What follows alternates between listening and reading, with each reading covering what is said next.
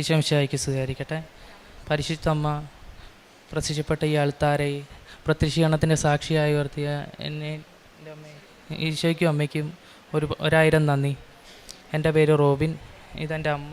ഞങ്ങൾ വരുന്നത് ആലപ്പുഴ ജില്ലയിലെ പുളുങ്ങുന്നിൽ നിന്നാണ്. അവിടുന്ന് സെൻറ്റ് മേരീസ് ഇടവക അംഗമാണ് ഞാൻ. ഇവിടെ എൻ്റെ ആദ്യത്തെ സാക്ഷ്യം എനിക്കൊരു വിദേശത്ത് ജോലി ശരിയാക്കി തന്നതാണ്. കൃപാസനത്തിൽ ഞാൻ ആദ്യമായിട്ട് ഉടമ്പടി എടുക്കുന്നത് 29/4/2025 എന്നിട്ട് ഉടമ്പടി ഞാൻ എടുത്തെന്ന് മാത്രമേ ഉള്ളൂ, പക്ഷേ അത് പാലിക്കുകയൊന്നും ഇല്ലായിരുന്നു. അങ്ങനെ ഞാൻ ഇങ്ങനെ പൊയ്ക്കൊണ്ടിരിക്കുകയായിരുന്നു. അങ്ങനെ കഴിഞ്ഞ വർഷം നവംബറിൽ എനിക്ക് ഉണ്ടായിരുന്നൊരു ജോലി ഞാൻ റിസൈൻ ചെയ്ത് വിസിറ്റിംഗ് വിസ എടുത്ത് വിദേശത്ത് പോയിട്ട് അവിടുന്ന് ജോലി തിരക്കാമെന്നായിരുന്നു എൻ്റെ പ്ലാൻ. എൻ്റെ കൂട്ടുകാരൻ അവിടെ ഉണ്ടായിരുന്നു, കൂട്ടുകാരും റിലേറ്റീവ്സൊക്കെ ദുബായിൽ ഉണ്ടായിരുന്നു. അപ്പോൾ അവരുടെ മുഖേനയാണ് ഞാനിങ്ങനെ വിസിറ്റിംഗ് വിസ എടുത്ത് വരാമെന്നൊക്കെ പറഞ്ഞ് ആലോചിച്ചിരുന്നത്. അപ്പം നവംബറിൽ ജോലി റിസൈൻ ചെയ്ത് ഡിസംബറിലേക്ക് വിസിറ്റിംഗ് വിസ എടുക്കാമെന്ന് പറഞ്ഞിരുന്നു. അപ്പം ടിക്കറ്റ് റേറ്റ് കൂടുതലായതുകൊണ്ട് ജനുവരിയിലേക്ക് എടുക്കാമെന്ന് വിചാരിച്ച് അങ്ങനെ ജനുവരിയിലേക്ക് എടുക്കാൻ വേണ്ടി ഇരുന്നപ്പം പിന്നെയും ജനുവരിയിലേക്ക് എടുക്കാൻ വേണ്ടി ഇരുന്നപ്പോഴായിരുന്നു കൂട്ടുകാരൻ പറഞ്ഞത് ഫെബ്രുവരി മാസമൊക്കെ ആകുമ്പം അവിടെ നോയമ്പ് തുടങ്ങും, ആ സമയത്ത് ഹയറിംഗ് ഒന്നും കാണത്തില്ല. അങ്ങനെ ഞാൻ മാർച്ച് അവസാനത്തിലേക്ക് വിസ എടുക്കാമെന്ന് പറഞ്ഞിരിക്കുന്നപ്പോഴായിരുന്നു യുദ്ധം തുടങ്ങിയത്. പിന്നെ എനിക്ക് ഒന്നും പറ്റുന്നില്ല. എനിക്ക് വേറെ ഓപ്ഷൻ ഇല്ലാതായി. ഉള്ള ജോലിയും ഞാൻ നഷ്ടപ്പെടുത്തി. പിന്നെ ഞാൻ നാട്ടിൽ വേറെ ജോലി അന്വേഷിക്കാൻ നോക്കി, പക്ഷെ ഒന്നും ശരിയാകുന്നില്ല. ഇങ്ങനെ വിഷമിച്ചൊക്കെ ഇരിക്കുമ്പോഴായിരുന്നു എൻ്റെ അമ്മ എന്നോട് പറഞ്ഞത്, നീ ഉടമ്പടി എടുത്തിട്ട് അത് പാലിക്കുന്നുണ്ടോ എന്നൊക്കെ ചോദിച്ചത്. ഞാൻ പിന്നെ ഉടമ്പടി എടുത്തത് മാത്രമേ ഉള്ളായിരുന്നു, അത് ഒന്നും അങ്ങോട്ട് നടത്തിയിരുന്നു. ഞാൻ പിന്നെ ഉടമ്പടിയിൽ അങ്ങ് സജീവമാകാൻ തുടങ്ങി. അങ്ങനെ ഒരു ദിവസം ഞാൻ ഇൻസ്റ്റാഗ്രാമിൽ ഇങ്ങനെ റീൽ കണ്ടുകൊണ്ടിരുന്നപ്പോൾ ഒരു ആഡ് കണ്ട്. അങ്ങനെ ഒരു ജോബ് ഇൻ്റർവ്യൂവിൻ്റെ ആയിരുന്നു. അതിൽ അപ്ലൈ ചെയ്തത് ഞാൻ ദുബായിലേക്കുള്ളതായിരുന്നു. അതിൽ അപ്ലൈ ചെയ്ത് അപ്പോൾ അവരെന്നെ ഇങ്ങോട്ട് കോൺടാക്റ്റ് ചെയ്ത്, ഒരു ഏജൻസി ആയിരുന്നു എറണാകുളത്തുള്ള. അപ്പോൾ ഓൺലൈൻ ഇൻ്റർവ്യൂ ആയിരിക്കും ഉണ്ടാകുന്നതെന്ന് പറഞ്ഞ് ഞാനും എൻ്റെ ഒരു കൂട്ടുകാരനും ഉണ്ടായിരുന്നു. അങ്ങനെ ഓൺലൈൻ ഇൻ്റർവ്യൂ ഒക്കെ ആയി ഞങ്ങൾ അറ്റൻഡ് ചെയ്തു. പക്ഷേ ഞങ്ങൾ പറഞ്ഞ ഇതിന് വേണ്ടി അല്ലായിരുന്നു അവർ ഇൻ്റർവ്യൂ നടത്തിയത്. അപ്പോൾ ഞാൻ പറഞ്ഞു, ഇനി അങ്ങനെയാണെങ്കിൽ ജോലി ഇത് വേണ്ടെന്ന് പറഞ്ഞ്. കൂട്ടുകാരനും അങ്ങനെ ആയിരുന്നു പറഞ്ഞത്. അങ്ങനെ ഒന്നും ശരിയാകാതിരുന്നു. അങ്ങനെ ഒരു മാസത്തിന് ശേഷം ആ ഏജൻസിയിൽ നിന്ന് തന്നെ തിരിച്ചു വിളിക്കുകയും ചെയ്യും. ആ കമ്പനി പുതിയൊരു വേക്കൻസി ഇട്ടിട്ടുണ്ട്, അവിടത്തേക്ക് നിന്നെ ഹയർ ചെയ്തെന്ന് പറഞ്ഞ് തന്നെ വിളിച്ചത്. എന്നിട്ട് അവിടുന്ന് പെട്ടെന്ന് തന്നെ ഒരാഴ്ചയ്ക്കുള്ളിൽ തന്നെ എനിക്ക് ഓഫർ ലെറ്റർ വരികയും ഓഫർ ലെറ്റർ അവിടെ പോയി സൈൻ ചെയ്ത് അയച്ച പിന്നെ അപ്പം തന്നെ 2-3 ദിവസത്തിനുള്ളിൽ തന്നെ വിസ വരികയും ചെയ്തു. പിന്നെ ടിക്കറ്റിന് വേണ്ടി ഇങ്ങനെ വെയിറ്റ് ചെയ്തിരിക്കുകയായിരുന്നു. ടിക്കറ്റ് ഉടനെ വരും. ഏതായാലും ഏപ്രിൽ 29 പോകാൻ പറ്റുമെന്നാണ് അവർ പറഞ്ഞിരുന്നത്. എന്തായാലും ആ ഡേറ്റിലേക്ക് പോകാമെന്നാണ് അവർ പറഞ്ഞത്. അങ്ങനെ നോക്കിയിരുന്നിട്ട് ഏപ്രിൽ 28 ആയിട്ടും വിസ വന്നില്ല. അങ്ങനെ ഞാൻ 28 ഒരു ചൊവ്വാഴ്ചയായിരുന്നു. ഞാനങ്ങനെ വീട്ടിൽ ഇരുന്ന് ഉടമ്പടി ധ്യാനം ഫോണിൽ കണ്ടുകൊണ്ടിരിക്കുകയായിരുന്നു. ആ സമയത്ത് ഫോണിലേക്ക് ഒരു നോട്ടിഫിക്കേഷൻ വന്ന്. അപ്പോഴാണ് ടിക്കറ്റായിരുന്നു അത്. എനിക്ക് ഈ മാസം 9-ാം തീയതി ശനിയാഴ്ച ഞാൻ ദുബായിലേക്ക് പോവുകയാണ്. അതെല്ലാം മാതാവിൻ്റെ ഈശോയുടെ ഒരു ഇതിലാണ്. എനിക്കൊരു മെറിറ്റും ഇല്ല. Not my merit but by grace. മാതാവിൻ്റെ ഈശോയുടെ അനുഗ്രഹത്താലാണ് എനിക്കെല്ലാം സാധ്യമായത്.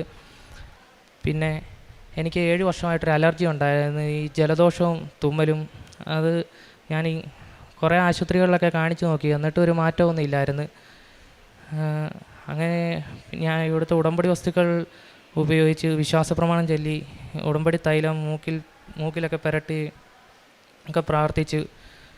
അങ്ങനെ എൻ്റെ അസുഖം എനിക്ക് പൂർണ്ണമായും മാറ്റി തന്നു. ഇപ്പോൾ ഈ 2 മാസമായിട്ട് എനിക്ക് ജലദോഷവും തുമ്മലും അങ്ങനെയൊന്നും ഉണ്ടാകാറില്ല. അതിന് മുന്നേ ഞാൻ ഇവിടെ എനിക്ക് എന്നെ അറിയാവുന്ന കൂട്ടുകാർക്കെല്ലാം അറിയാം, ഞാൻ എപ്പോഴും എൻ്റെ കയ്യിൽ ഒരു ടവലോ എന്തെങ്കിലും കാണും. ഞാൻ സിട്രസിൻ കഴിക്കാതെ എനിക്ക് നടക്കാൻ പോലും പറ്റത്തില്ല. ഞാൻ എപ്പോഴും ഒരു വല്ലാത്തൊരവസ്ഥയിലായിരുന്നു നടന്നുകൊണ്ടിരുന്നത് എപ്പോഴും. പിന്നെ പ്രേക്ഷിത പ്രവർത്തനങ്ങളായിട്ട് ഉടമ്പടി ഉപ്പ് കഴിക്കുകയും ഉടമ്പടി തൈലം തേച്ച് പ്രാർത്ഥിക്കുകയൊക്കെ ചെയ്ത് വിശ്വാസപ്രമാണം ചെയ്ത് പ്രാർത്ഥിക്കുകയും ചെയ്തപ്പോഴാണ് എനിക്ക് രോഗസൗഖ്യം കിട്ടിയത്.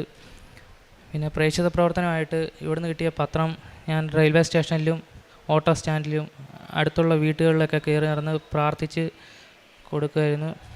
പിന്നെ കാരുണ്യ പ്രവർത്തനങ്ങളായിട്ട് ഞങ്ങളുടെ പരിസരത്ത് തന്നെയുള്ള ചുറ്റുവട്ടങ്ങളിലുള്ള രോഗികളുടെയൊക്കെ വീടുകൾ സന്ദർശിക്കുകയും എന്നെക്കൊണ്ട് കഴിയുന്ന സഹായങ്ങളൊക്കെ അവർക്ക് ചെയ്യുകയും ചെയ്യും. പിന്നെ വഴിയിലൊക്കെയുള്ള യാചകർക്കും എന്നെക്കൊണ്ട് പറ്റുന്ന രീതിയിലൊക്കെ ഞാൻ പൈസ കൊടുത്തും അല്ലാതെയുമൊക്കെ ഞാൻ സഹായം ചെയ്യുമായിരുന്നു.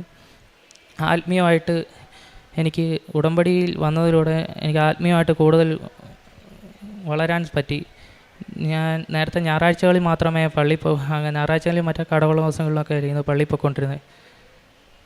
ഇപ്പം ഞാൻ ഡെയിലി പള്ളിയിൽ പോകും. 2 ആഴ്ച കൂടി ഇരിക്കുമ്പം കുമ്പസാരിക്കും.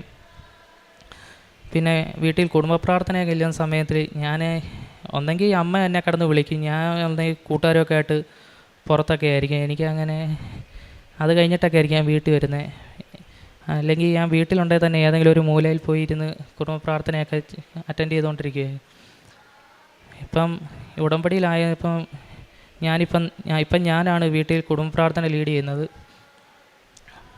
പിന്നെ ബൈബിൾ ഇപ്പം നേരത്തെ കുടുംബ പ്രാർത്ഥന കഴിയുമ്പോഴായിരുന്നു ബൈബിൾ വായിച്ചത്. അത് കുറച്ച് നേരത്തേക്കൊന്ന് വായിച്ച് ചെറിയ അധ്യായമൊക്കെ നോക്കി വായിച്ച് ഇപ്പം അരമണിക്കൂറും അതിലേറെയൊക്കെ ബൈബിൾ വായിക്കുന്നുണ്ട്. പിന്നെ കൊന്ത ചൊല്ലി പ്രാർത്ഥിക്കും. പിന്നെ അച്ഛൻ്റെ ഡെയിലി ബ്രെഡ് എല്ലാ ദിവസവും കാണുകയും പിന്നെ സാക്ഷ്യങ്ങൾ എല്ലാം അറ്റൻഡ് ചെയ്യും, എല്ലാം കാണുകയും ചെയ്യും.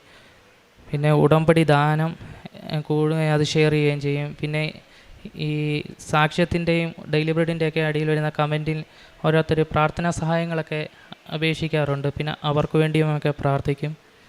ഇത്രയേറെ അനുഗ്രഹങ്ങൾ തന്ന ഈശോയ്ക്കും അമ്മ മാതാവിനും ഒരുപാട് നന്ദി. എൻ്റെ പേര് റോസമ്മ. ഞാൻ 25/3/2025 ഉടമ്പടി എടുത്തിരിക്കുന്നത്.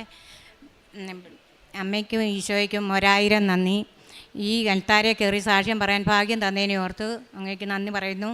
പിന്നെ എനിക്ക് വെരികോസ് വെയിൻ്റെ കാലിൻ്റെ മടക്കിനൊക്കെ ഭയങ്കര വേദനയായിരുന്നു.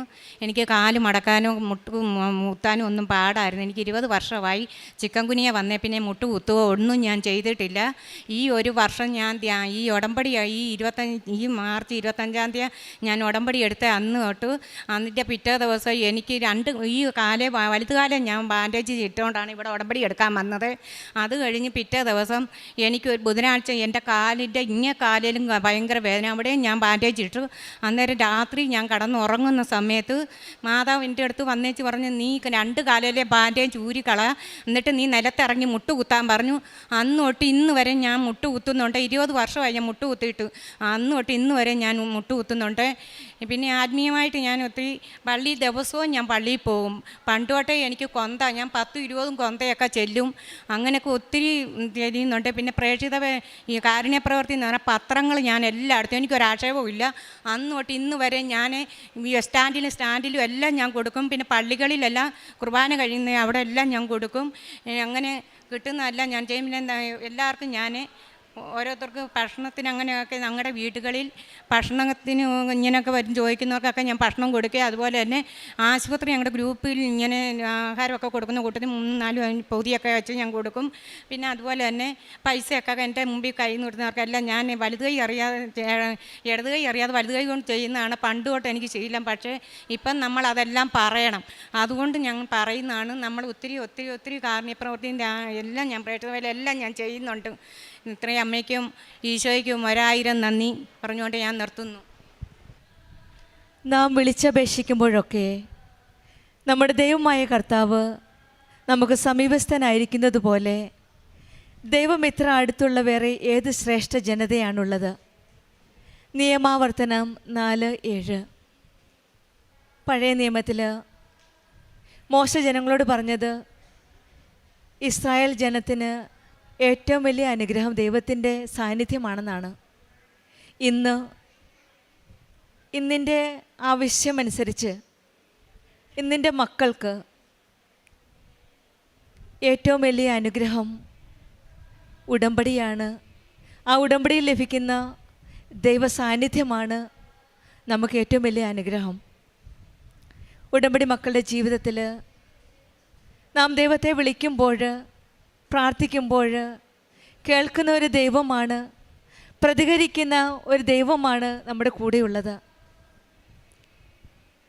നമ്മുടെ കഷ്ടതയിൽ ദൈവത്തെ വിളിക്കുമ്പോൾ, വിശ്വാസത്തോടെ ഉടമ്പടി പാലിക്കുമ്പോൾ രോഗാവസ്ഥയിൽ രോഗശാന്തിയും രോഗസൗഖ്യവും, ജോലി ഇല്ലായ്മയിൽ ജോലി നൽകിയും അനുഗ്രഹിക്കുന്ന ഒരു ദൈവത്തെയാണ് നാം ഓരോ സാക്ഷ്യങ്ങളിലും കേൾക്കുന്നതും അനുഭവിക്കുന്നതും. റോബിൻ ചാക്കോ എന്ന മകൻ്റെ സാക്ഷ്യത്തിൽ വിദേശത്ത് പോകാനുള്ള ആഗ്രഹത്തോടെയാണ് പരിശുദ്ധ അമ്മയുടെ ഈ സന്നിധിയിൽ വന്ന് പ്രാർത്ഥിച്ചത്. ആദ്യമൊക്കെ ഉടമ്പടി എടുത്തെങ്കിലും അത്ര തീഷ്ണതയോടെ പ്രാർത്ഥിക്കുവാനായിട്ടുള്ള താല്പര്യമില്ലായിരുന്നു. പിന്നീട് അമ്മയും മകനും ഈ പ്രാർത്ഥനയിൽ വരികയും ഉടമ്പടി പ്രാർത്ഥന ചെല്ലുകയും ഏതോ ഒരു ദിവസം പെട്ടെന്ന് ഇൻസ്റ്റാഗ്രാമിൽ ഒരു വേക്കൻസിയുടെ ആഡ് കാണുകയും ആ ഇൻ്റർവ്യൂവിന് പോവുകയുമാണ് ചെയ്തത്. പക്ഷെങ്കിൽ ആ ഇൻ്റർവ്യൂവിൻ്റെ വേക്കൻസി ഈ മകൻ പഠിച്ചതിനനുസരിച്ചല്ലായിരുന്നത് കൊണ്ട് ആ ജോലി കിട്ടാതാവുകയും പിന്നീട് ഈ മകന് കൂടുതൽ തീഷ്ണതയോടെ പ്രാർത്ഥിക്കുകയും ഉടമ്പടിയിൽ കൂടുതൽ ആത്മാർത്ഥതയോടെ ജീവിക്കാൻ തുടങ്ങുകയുമാണ് ചെയ്യുന്നത്. ഒരു മാസത്തിന് ശേഷം വീണ്ടും ആ സ്ഥലത്തും തന്നെ കോൾ വരികയാണ്. ആ ജോലിക്കല്ല, അവർ തന്നെ വേറൊരു വേക്കൻസി ശരിയാക്കി ഈ മകനെ വിളിക്കുകയാണ്. ഇവിടെയാണ് ഈശോയുടെയും അമ്മയുടെയും ഇടപെടലുകൾ. നമ്മുടെ ആവശ്യമനുസരിച്ച് നമ്മൾ വിളിക്കുമ്പോൾ നമുക്ക് സമീപസ്ഥനായിരിക്കുന്ന ഒരു ദൈവമാണ് നാം കൃപാസനത്തിൽ വരുമ്പോൾ കാണുന്നതും കേൾക്കുന്നതും. പെട്ടെന്ന് തന്നെ ഈ മകന് ഒരു പുതിയ വേക്കൻസി കിട്ടുകയും അവിടെ ജോലി ലഭിക്കുകയുമാണ്. ഓഫർ ലെറ്ററും വിസയും എല്ലാം വളരെ പെട്ടെന്ന് തന്നെ കിട്ടുകയും ചെയ്തു. നാം ഓരോ സാക്ഷ്യങ്ങൾ കേൾക്കും, എത്രയോ ദിവസങ്ങളും മാസങ്ങളും എടുക്കുന്ന കാര്യങ്ങളാണ്. പക്ഷേ ഈ മകൻ്റെ കാര്യത്തിൽ വീണ്ടും സമയ ചുരുക്കത്തിൻ്റെ അമ്മ ഇടപെട്ട് ടിക്കറ്റും വിസയും പെട്ടെന്ന് കൊടുക്കുകയും ജോലി തന്നെ പെട്ടെന്ന് ഒരു വേക്കൻസി ഇല്ലായിരുന്ന സ്ഥലത്ത് ഒരു വേക്കൻസി ഉണ്ടാക്കി മകന് ജോലി ലഭിക്കുകയായിരുന്നു. ഇവിടെയും ഈശോയുടെയും അമ്മയുടെയും സാന്നിധ്യമാണ്, ഇടപെടലാണ് നാം കാണുന്നത്. പെട്ടെന്ന് തന്നെ അതും ഒരു ചൊവ്വാഴ്ച യൂട്യൂബിൽ ബഹുമാനപ്പെട്ട ജോസഫ് അച്ഛൻ്റെ ധ്യാനം കേൾക്കുന്ന സമയത്ത് മൊബൈലാണ് കേട്ടുകൊണ്ടിരിക്കുന്നത്. അന്നേരമാണ് പെട്ടെന്ന് നോട്ടിഫിക്കേഷൻ വരുന്നത് ടിക്കറ്റിൻ്റെ കാര്യവും. യുദ്ധത്തിൻ്റെ സമയത്ത് ടിക്കറ്റ് കിട്ടാൻ വളരെ ബുദ്ധിമുട്ടുള്ള സമയമാണ്.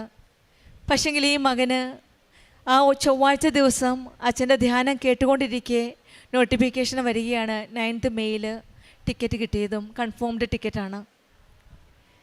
വളരെ സ്ലോ ആയിട്ടാണ് ഈ മകൻ ഈശോയിലേക്ക് അടുക്കുന്നത്. പക്ഷെങ്കിൽ എത്രമാത്രം സ്ലോ ആയിരുന്നോ അത്രമാത്രം വേഗതയിലാണ് ഈ മകൻ വിശ്വാസത്തിൽ കൂടുതൽ ഈശോയോട് അടുക്കുകയും ഈശോയുടെ അമ്മയോട് ചേർന്ന് നിന്ന് ഓരോ കാര്യങ്ങൾ ചെയ്യുകയും ഉടമ്പടി ജീവിതം കൂടുതൽ തീഷ്ണതയോടെ ആത്മാർത്ഥതയോടെ നയിക്കുകയും ചെയ്തത്. അതിൻ്റെ ഫലമായിട്ട് പെട്ടെന്ന് തന്നെ ഈശോ അമ്മ ഇടപെട്ട് ഈ മകൻ പറഞ്ഞതുപോലെ not by merit but by grace, ദൈവത്തിൻ്റെ ഒരു വലിയ കൃപയാണ് ഈ മകന് ആ ജോലി ലഭിച്ചതെന്നാണ് മകൻ സാക്ഷ്യപ്പെടുത്തുന്നത്. അതുപോലെ തന്നെയാണ് 7 വർഷത്തോളം ഉണ്ടായിരുന്ന അലർജി പല ഹോമിയോ ഇംഗ്ലീഷ് മരുന്നിൽ കഴിച്ചെങ്കിലും ഫലമൊന്നും ഉണ്ടായിരുന്നില്ല. പിന്നീട് നേർച്ച വസ്തുക്കളായ ഉടമ്പടി തൈലവും ഉടമ്പടി ഉപ്പും തേനും ഉപയോഗിച്ചതിൻ്റെ ഫലമായിട്ട്, വിശ്വാസ പ്രമാണം ചൊല്ലി പ്രാർത്ഥിച്ചതിൻ്റെ ഫലമായിട്ട് 7 വർഷം പറ്റാതെ ഫലമില്ലാതിരുന്ന ട്രീറ്റ്മെൻറ്റും ഈശോയുടെയും അമ്മയുടെയും കാൽക്കൽ വന്ന് കണ്ണീരോടെ പ്രാർത്ഥിച്ചപ്പോൾ ഉടമ്പടി വസ്തുക്കൾ ഉപയോഗിച്ചതിൻ്റെ ഫലമായിട്ട് ഈ മകന് പൂർണ്ണമായിട്ട് രോഗസൗഖ്യം ലഭിക്കുകയാണ്. അമ്മയുടെ കാര്യം അതുപോലെ തന്നെയാണ്. വെരിക്കോസിൻ്റെ അസുഖം ബാൻഡേജ് ഇട്ടു പ്രാർത്ഥിച്ചപ്പോൾ പരിശുദ്ധ അമ്മ തന്നെയാണ് ഈ മകളോട് പറയുന്നത്, സഹോദരിയോട് പറയണത് ബാൻഡേജ് അഴിച്ചു മാറ്റി പിന്നീട് മുട്ടുകുത്താൻ സാധിക്കുകയും പ്രാർത്ഥിക്കാൻ സാധിക്കുകയും ആ രോഗത്തിൽ നിന്ന് പൂർണ്ണമായിട്ട് രോഗസൗഖ്യം ലഭിക്കുകയുമാണ് ചെയ്തത്. ഈശോയുടെ അമ്മയോടും ചേർന്ന് നിൽക്കുമ്പോൾ നാം വിളിച്ചപേക്ഷിക്കുമ്പോഴൊക്കെ നമ്മുടെ ദൈവമായ കർത്താവ് നമുക്ക് സമീപസ്ഥനാണ്. ഉടമ്പടി മക്കളുടെ ജീവിതത്തിൽ ഓരോ സാക്ഷ്യങ്ങളിൽ നാം മനസ്സിലാക്കുന്നത് നമ്മളൊരു ശ്രേഷ്ഠ ജനതയാണെന്നും നമുക്ക് സമീപസ്ഥനായ ഒരു ദൈവമാണ് നമ്മുടെ കൂടെയുള്ളതെന്നും നമ്മെ സംരക്ഷിക്കുന്ന, നമ്മെ കരം പിടിച്ച് മുന്നോട്ട് നയിക്കുന്ന കൃപാസനം അമ്മയാണ് നമ്മുടെ കൂടെയുള്ളതെന്നും എന്ന് നമുക്ക് മനസ്സിലാക്കുമ്പോഴാണ് നമ്മുടെ ജീവിതത്തിൽ പുതിയ വഴികൾ തുറന്നു നൽകുന്നത്. ഈ മകൻ്റെ ജീവിതത്തിൽ ഈശോയുടെ നമ്മുടെ അടുത്തെറിഞ്ഞപ്പോൾ പുത്തൻ വഴികൾ തുറന്നു കൊടുക്കുകയായിരുന്നു. ഈ മകൻ പ്രത്യേകമായിട്ടൊരു കാര്യം പറഞ്ഞത്, ഞാൻ ഓരോ സാക്ഷ്യം കേൾക്കുമ്പോൾ സാക്ഷ്യത്തിൻ്റെ ആ അടിയിൽ ഓരോ മക്കളും പ്രാർത്ഥന റിക്വസ്റ്റ് ഇടുന്നുണ്ട്, ഞാൻ ആ മക്കൾക്ക് വേണ്ടി പ്രാർത്ഥിക്കാറുണ്ട് എന്നാണ്. പലപ്പോഴും നാം പല സാക്ഷ്യങ്ങളും കേട്ടിട്ടുണ്ട്. പക്ഷേങ്കിൽ ഈ മകന് പ്രത്യേകമായിട്ട് പ്രാർത്ഥിക്കുന്നത് ടെസ്റ്റിമണി, അതായത് സാക്ഷ്യങ്ങളുടെ കീഴിൽ വരുന്ന ഓരോ മക്കളിടുന്ന പ്രാർത്ഥന റിക്വസ്റ്റ് കേൾക്കുമ്പോഴും കാണുമ്പോഴും ഈ മകൻ അവർക്ക് വേണ്ടി പ്രാർത്ഥിക്കുകയാണ്. നമ്മൾക്ക് വേണ്ടി മാത്രമല്ല, ഉടമ്പടി മക്കൾ മറ്റുള്ളവർക്ക് വേണ്ടി പ്രാർത്ഥിക്കുമ്പോഴാണ് നമ്മുടെ കാര്യങ്ങൾ ഈശോയുടെ അമ്മയുടെ കരങ്ങളിലേക്ക് വിട്ടുകൊടുത്തിട്ട് നാം മറ്റുള്ളവരുടെ കാര്യങ്ങൾ ശ്രദ്ധിക്കുമ്പോഴും മറ്റുള്ളവർക്ക് വേണ്ടി പ്രാർത്ഥിക്കുമ്പോഴും ജോസഫ് അച്ഛൻ പലപ്പോഴും പറയാറുണ്ട്, ഉടമ്പടി ചൊല്ലുന്നതല്ല ചെയ്യുന്നതാണ് എന്നാണ്. ഈ മകന് ചൊല്ലുന്നതിനോടൊപ്പം ചെയ്യുകയാണ്, മറ്റുള്ളവരുടെ കാര്യങ്ങൾ അന്വേഷിക്കുകയും മറ്റുള്ളവരുടെ കാരുണ്യപ്രവർത്തികൾ ചെയ്യുകയും, പക്ഷേ ഏറ്റവും കൂടുതൽ മറ്റുള്ളവർക്ക് വേണ്ടി പ്രാർത്ഥിക്കുകയാണ്. സ്വന്തം കാര്യമെല്ലാം ഈശോയുടെ കരങ്ങളിൽ ഏൽപ്പിച്ചിട്ട് മറ്റുള്ളവർക്ക് വേണ്ടി പ്രാർത്ഥിക്കുകയും കൂടിയാണ് ചെയ്യുമ്പോൾ നമ്മുടെ ജീവിതത്തിൽ ഈശോയും അമ്മയും നമ്മൾ ഏൽപ്പിച്ചു കൊടുക്കുന്ന കാര്യങ്ങൾ നമ്മുടെ ശ്രേഷ്ഠ ജനതയായിട്ട് നമ്മളെ മാറ്റുകയാണ്. നമ്മൾ സമീപസ്ഥനായ ഒരു ദൈവത്തിൻ്റെ സാന്നിധ്യം മനസ്സിലാക്കാൻ നമുക്ക് സാധിക്കട്ടെ എന്ന് നമുക്ക് പ്രാർത്ഥിക്കാം. റോബിൻ ചാക്കോയ്ക്കും കുടുംബത്തിന് ലഭിച്ച എല്ലാ അനുഗ്രഹങ്ങൾക്കും നമ്മൾക്ക് കരങ്ങളടിച്ച് ദൈവത്തെ മഹത്വപ്പെടുത്താം. യേശുവേ നന്ദി, യേശുവേ സ്തുതി, ആവേ മരിയ.